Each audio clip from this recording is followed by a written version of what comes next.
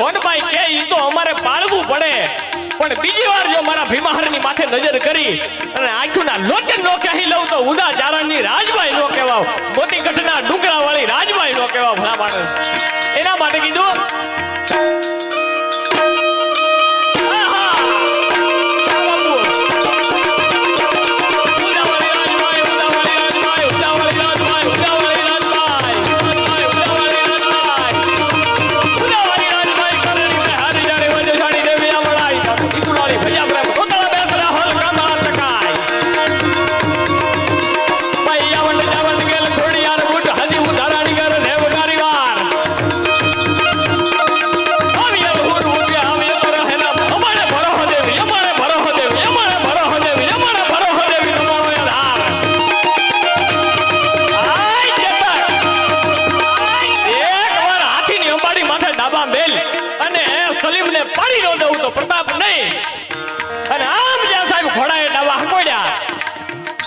ત્યાં બાજુથી બાલોલ ખાન બોલ્યો કે કાટ તેરો હાથે હિન્દુ કુત્તે કો, અને આમ જ્યાં સાહેબ લગામ ખેંચી અને બાગાત દમ કરતો ને ચેતક બાગાત માથે થઈ ઘોડો કૂદ્યો સાહેબ, અને એક ઘોડાએ જ્યાં ડાબા મેલ્યા હાથીની અંબાડી માથે ત્યાં તો એક તલવારના ઝાટકે 22 મણના બાલોલ ખાનને ઊભે ઊભો ઘોડા હોતો ફાડી નાખ્યો હલ્દી ઘાટીના મેદાનમાં.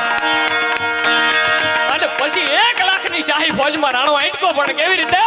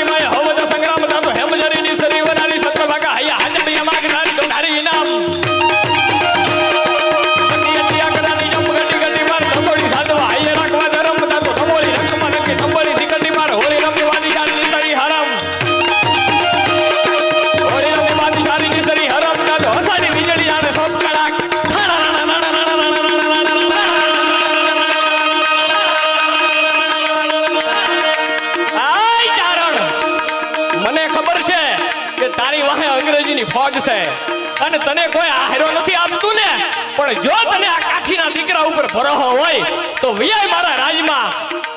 જ્યાં સુધી આ ખવડની મોઢે મૂછ છે ત્યાં સુધી અંગ્રેજના બાપની તેવડ નથી મારા હિમાળામાં પગ મૂકી શકે. અને ઈ કાઠીનું નામ હતું વીરાભાઈ ખવડ. અને એણે 1 વર્ષ 2 વર્ષ નહીં પણ 17 વર્ષ સુધી ઈ ચારણને આશરો આપી અને 17 વર્ષ ચારણને આશરો આપ્યો ને અંગ્રેજોને ખબર પડી કે વીરા ખવડે આશરો આપ્યો છે ચારણને.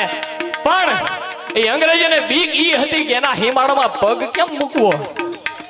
અને 17 વર્ષ હાંચવા પછી અંગ્રેજ અધિકારીએ વીરા ખવડની યારે સમાધાન કરીને ચારણનો કેસ પૂરો કર્યો હતો ભલા માણસ.